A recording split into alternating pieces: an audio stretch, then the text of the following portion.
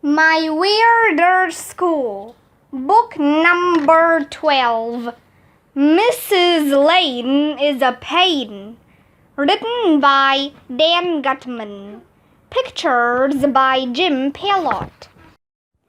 Chapter 7, Who Needs TV? I showed up for rehearsal at 4 o'clock sharp the next day, and guess what? Mrs. Lane wasn't there. Again. "Where's Mrs. Lane?" asked Alexia. "Where's Mrs. Lane?" asked Neil the nude kid. "Where's Mrs. Lane?" asked Michael. In case you were wondering, everybody was asking where Mrs. Lane was. But then she came in. She was jumping on a pogo stick while dribbling a basketball and playing "Mary Had a Little Lamb" on a harmonica, all at the same time. It was amazing. "I have fantastic news," she shouted. "Are you ready for this? Mr. Porky of Porky's Pork Sausages just told me he's going to put Elementary School's Got Talent on TV." The girls started screaming. "Eek! We're gonna be on TV! We're gonna be on TV! We're gonna be on TV!" In case you were wondering, all the girls were saying we were gonna be on TV. Being on TV must be the greatest thing in the history of the world. I've seen people jump into pools full of mud to get on TV. I've seen people eat bugs to get on TV. People will do anything to get on TV. Mr. Klutz came running in with 3 of the teachers, Miss Hannah, Mrs. Rupee, and Miss Small. "We heard Elementary School's Got Talent is going to be on TV," shouted Miss Hannah, our art teacher. "Can we be in it too? I can make finger shadows of circus animals. I can play the nose flute," said Miss Small, our gym teacher. "I can do impersonations of nursery rhyme characters," said Mrs. Rupee, our librarian. "Yes, teachers can participate," said Mrs. Lane. "But there's something I need to talk to y'all about. Mr. Porky has 3 demands that must be met before he agrees to put Elementary School's Got Talent on TV. "What are his demands?" asked Mr. Klutz. "Well, first of all," said Mrs. Lane, "he wants a panel of judges to decide the winner of the talent show, and he wants to be one of the judges." "I have no problem with that," said Mr. Klutz. "What are his other 2 demands?" "His second demand is that he wants every act in the talent show to mention Porky's Pork Sausages at least once," said Mrs. Lane. "Well, okay, I suppose we can do that," said Mr. Klutz. "After all, his company is sponsoring the show." A bunch of other grown-ups came running in. Mr. Docker, Dr. Brad, Miss Lazar, Mr. Mackey, Miss Coco, Miss Leakey, and Mrs. Cooney. "We heard that Elementary School's Got Talent is going to be on TV," yelled Mr. Docker, our science teacher. "I can recite the periodic table of elements in order. I can tap dance," said Miss Coco, our gifted and talented teacher. "I can throw my voice," somebody said, but we didn't know who it was because they threw their voice. "Yes, y'all can be in the talent show too," said Mrs. Lane. "Eek!" screamed our nurse, Mrs. Quynh. "I need to fix my hair." "Why, is it broken?" I asked. "Hold on a minute," said Mr. Klutz. "What is Mr. Porky's third demand?" "Oh, yes, there's one more thing that Mr. Porky wants before he'll put Elementary School's Got Talent on TV," said Mrs. Lane. "He thinks it would be more exciting if the panel of judges could hit a big gong if they don't like an act, and if a contestant gets gonged, he or she gets thrown into a tank full of sharks." "What? That's got to be the dumbest idea in the history of the world." "Is he nuts?" asked Mr. Klutz. "Mr. Porky wants to feed our students to sharks?" "That's bananas," said Miss Hannah. "That's loopy," said Mrs. Loopy. "Well, it doesn't have to be sharks," said Mrs. Lane. "It could be, oh, I don't know, vultures." "He wants to feed our students to vultures?" asked Mr. Klutz. "That's off the wall," said Miss Small. "That's loony," said Mrs. Quynh. "That's bizarre," said Miss Lazar. "Well, what if they were thrown into a pit of burning lava?" asked Mrs. Lane. "That's wacky," said Mr. Mackey. "That's loco," said Miss Coco. "That's freaky," said Miss Leaky. "Where would we possibly get a pit of burning lava anyway?" asked Mr. Klutz. "We could go to rent a pit of burning lava," said Mrs. Lane. "You can rent anything." "Are you off your rocker?" asked Mr. Docker. "Have you gone mad?" asked Dr. Brad. "That's it," said Mr. Klutz angrily. "I'll give in to Mr. Porky's first two demands, but now I've got to draw the line. This is a school, not some silly TV show. You tell Mr. Porky that we say no. We're going to do Elementary School's Got Talent without him. We don't care whether or not it's on TV. Who needs TV anyway?" "Yeah, who needs TV?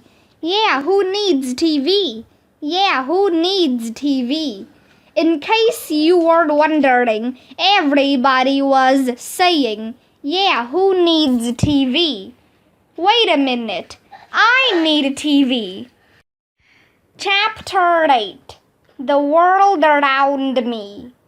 In the end, Mr. Porky backed down from his third demand. He agreed to put Elementary School's Got Talent on TV, even if the contestants were not attacked by sharks, vultures, or burning lava. That was a relief, because I was sure to be the one who would get attacked by sharks, vultures, or burning lava. Nobody was laughing at my jokes. At our last rehearsal, I was getting really nervous. Elementary School's Got Talent was the next night, and I didn't have an act. Mrs. Lane pulled me aside at the end of rehearsal. "You know, nobody tells plain old jokes anymore, AJ," she told me.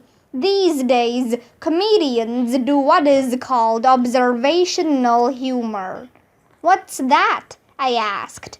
"They sort of observe the world around them and talk about how funny it is," said Mrs. Lane. "Maybe you should try that, AJ." I went home and observed the world around me.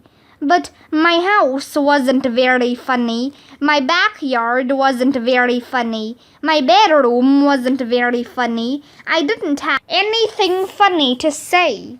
I thought about it long and hard. I thought about it so hard that my brain hurt.